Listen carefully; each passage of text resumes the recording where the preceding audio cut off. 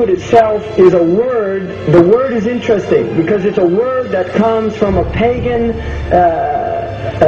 Hollywood is the holy wood, and it was the wood that the magical wands were made out of in the pagan sorcery, magic.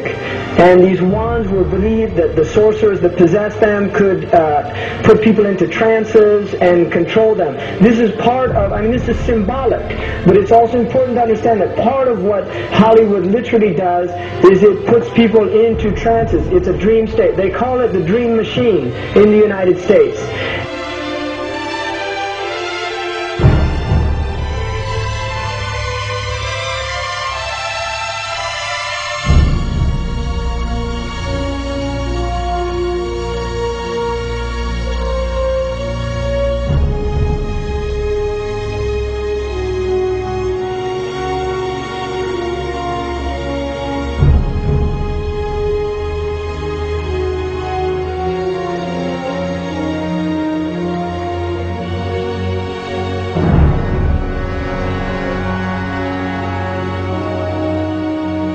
Creates fantasies for people. It puts people into these things. Now, one of the things is interesting that in the part of what's done in movie theaters, in darkened rooms where people watch television, is literally a trance state that occurs. What's called suspended state of disbelief. You enter into a state, you suspend your disbelief and enter into a state whereby you begin to believe what you internally realize is imagination.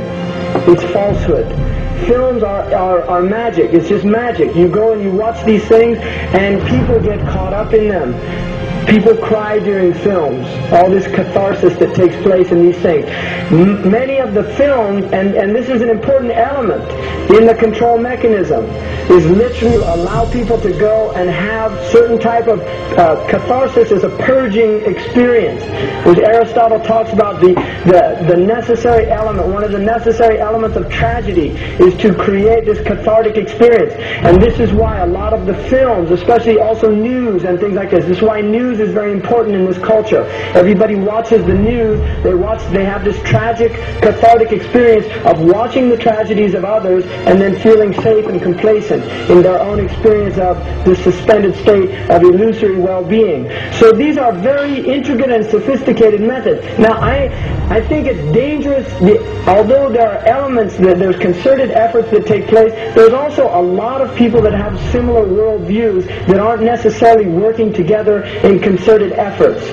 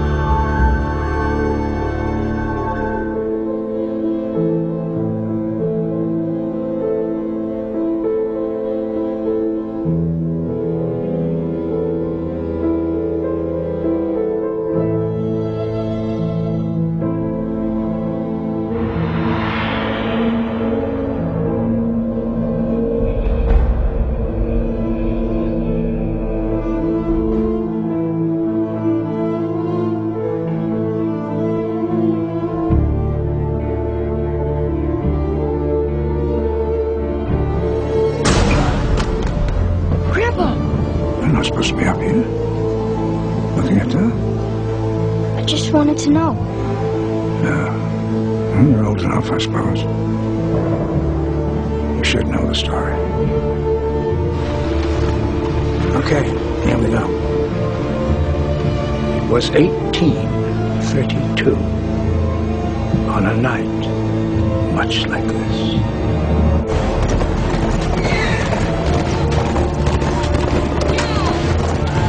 Charles Carroll was the last surviving signer of the Declaration of Independence. He was also a member of a secret society known as the Masons, and he knew he was dying. He woke up his stable boy in the middle of the night and ordered him to take him to the White House to see Andrew Jackson, because it was urgent that he speak to the president. Did he talk to him?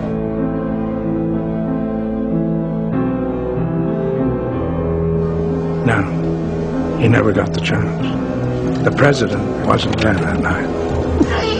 But Charles Carroll had a secret.